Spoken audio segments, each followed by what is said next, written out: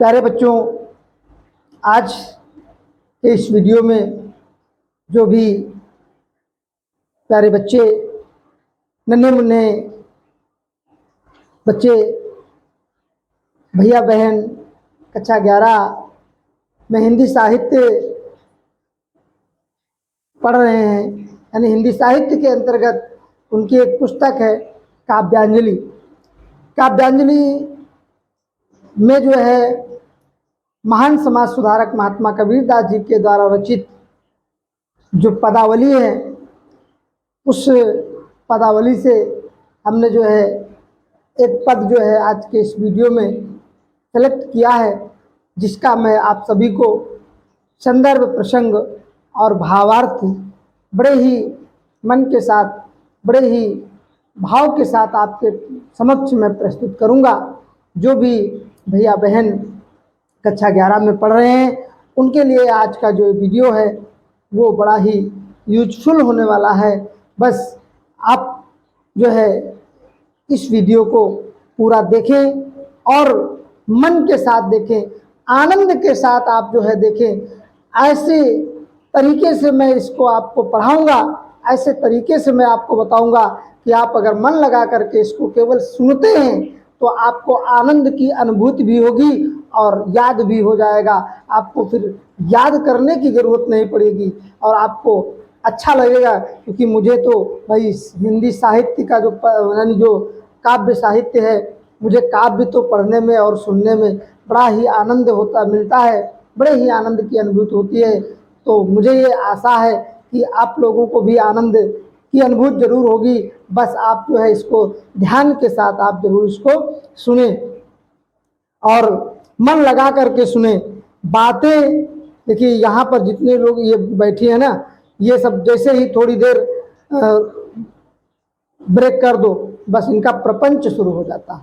ये इनका प्रपंच बंद होने वाला नहीं है, क्योंकि त्रिया चरित्रम दैवम न जाना, यानी जो है त्रिया का चरित्र है ना, ये कहने वाली बात नहीं है। इसको कुछ लोग बुरा मान जाते हैं, लेकिन ये जो दीदी हो रही ना बतियाया करो, हैं? यहाँ पर आई हो कुछ सीखने के लिए, तो अच्छा उनके साथ ये भी कम नहीं है, ये भैया लोग बैठे हैं ना, ये भी कम नहीं, ये भी मस्त हैं। ठीक है, तो तुम लोग भी थोड़ा ध्यान से देखा करो, है ना। तो ये जो है आज जो ये पद है, इसको हम पढ़ेंगे और पढ़ाएंगे, आपको समझाएंगे। यहाँ पर देखिए, सबसे पहले तो हम संदर्भ समझ लेते हैं। यहाँ प्रस्तुत जो पद्यखंड है, प्रस्तुत पदावली या प्रस्तुत पद्यखंड हमारी पाठ्य पुस्तक हिंदी काव्यांजलि के पदावली नामक पाठ से अवतरित है, लिया गया है, और जिसके रचयिता महान समाज सुधारक महात्मा कबीरदास जी। प्रसंग में क्या लिखेंगे? प्रस्तुत पद में यहाँ पर आत्मा और परमात्मा के मिलन का वर्णन किया गया है। आत्मा रूपी जो दुल्हन है, परमात्मा रूपी जो पति हैं, यानी एक दूल्हे के रूप में परमात्मा को यहाँ पर कबीरदास जी ने प्रस्तुत किया और आत्मा को दुल्हन के रूप में प्रस्तुत किया। उसी का बड़ा ही भावपूर्ण वर्णन यहाँ पर कबीरदास जी के द्वारा किया गया है। तो चलिए बिना किसी भूमिका के हम शुरुआत करते हैं, क्योंकि मुझे तो पढ़ने और पढ़ाने में दोनों में ही बड़ा अच्छा लगता है, बड़े ही आनंद की अनुभूति होती है। क्योंकि वो काव्य क्या है जिसमें जो है आनंद की अनुभूति ना हो, आनंद की प्राप्ति ना हो, तो वो काव्य ही किस काम का है। तो चलिए बड़े मन के साथ, बड़े भाव के साथ इसको एक बार फिर से पढ़ते हैं, उसके बाद मैं भावार्थ बताता हूँ। दुल्हिनी गावहु मंगल चार, दुल्हिनी गावहु मंगल चार, हम घर आए वो राजा राम भरतार, दुल्हिनी गावहु मंगल चार, दुलहिनी गावहु मंगल चार। तन रत करी मैं मन रत करिए, तन रत करी मैं मन रत करिए, पंच तत्व बराती। रामदेव मोरे पाहुन आए, रामदेव मोरे, हाँ रामदेव मोरे पाहुन आए। मैं यौवन मदमाती, शरीर सरोवर बेदी करी हो, शरीर सरोवर बेदी करी हो। ब्रह्मा वेद उचार, दुलहिनी गावहु मंगल चार, दुलहिनी गावहु मंगल चार। रामदेव संग भावर हुई है, रामदेव संग भावर हुई है। धन धन भाग्य हमार, दुलहिनी गावहु मंगल चार, दुलहिनी गावहु मंगल चार।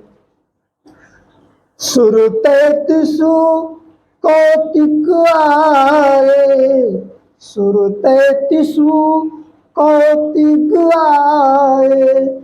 मुनिवर सहस 88, कहे कबीर हम ब्याही चले हैं, कहे कबीर हम, कहे कबीर हम ब्याही चले हैं।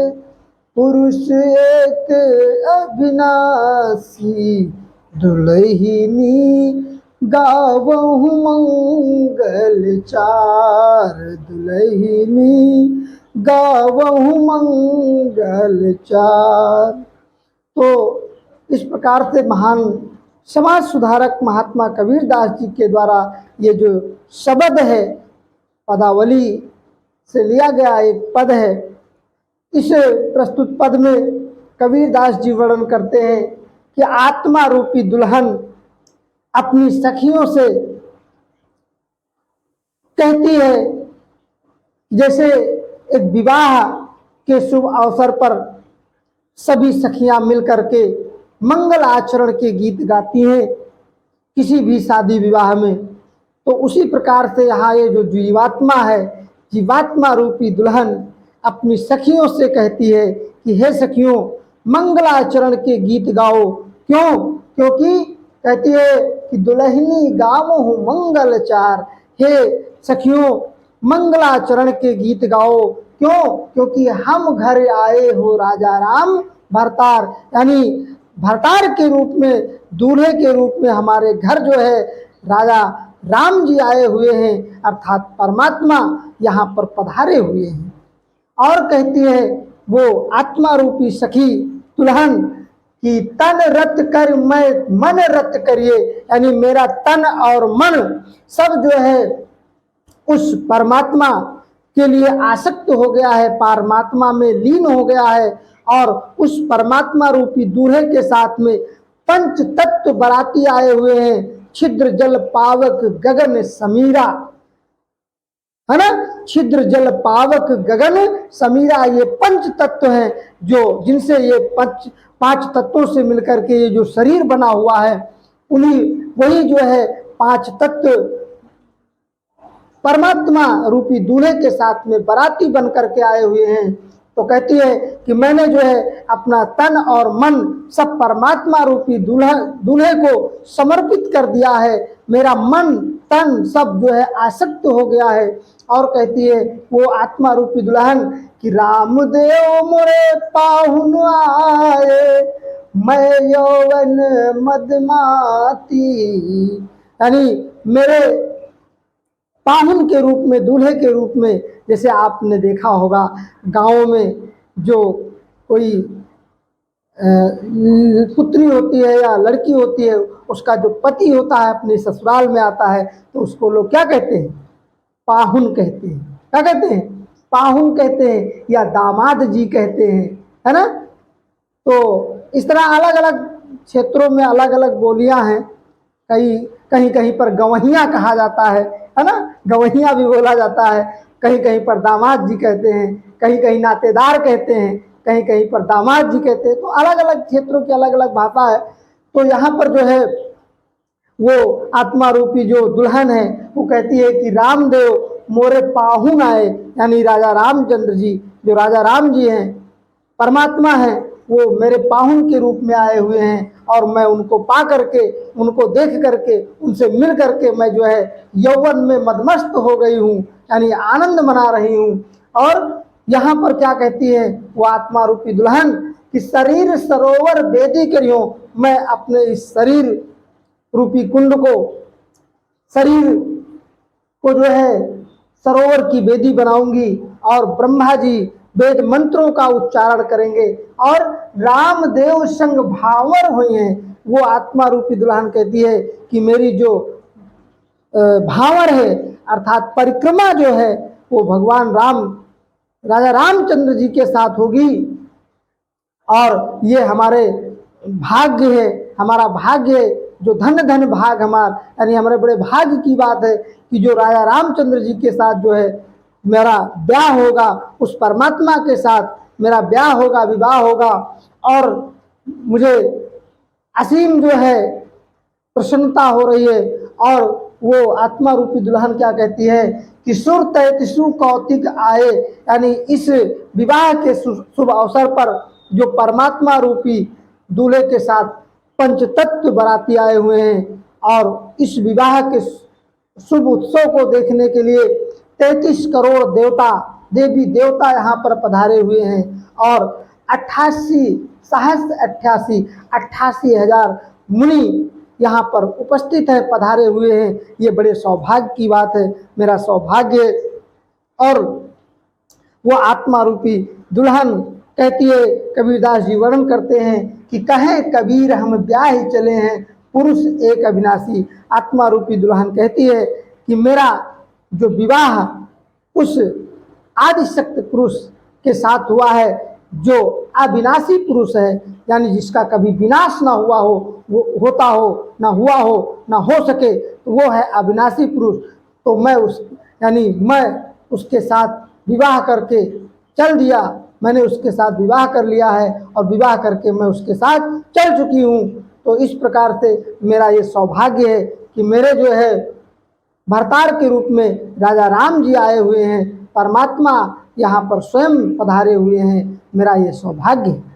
तो इस प्रकार से बच्चों, ये जो वीडियो है, ये आज का वीडियो कक्षा 11 में जो पढ़ रहे हो सब लोग, आप सबके लिए जो है बड़ा ही यूजफुल है। आप बड़े मन के साथ, बड़े ही ध्यान के साथ इसको सुनिएगा, यह आपके लिए बड़ा ही लाभदायक सिद्ध होगा। और सभी से, जो भी भैया बहन इस वीडियो को देख रहे हैं, सभी से मेरा एक निवेदन भी है कि हमारे चैनल पर अगर आप नए हैं तो इसको आप सब्सक्राइब ज़रूर करें और अपने दोस्तों में शेयर करें, लाइक करें और वीडियो का नोटिफिकेशन सबसे पहले आपको पहुंचे, इसके लिए बेल आइकन को दबाना ना भूलें, यानी घंटी वाला बटन ज़रूर दबाएं। मिलते हैं अगले वीडियो में, तब तक के लिए नमस्कार।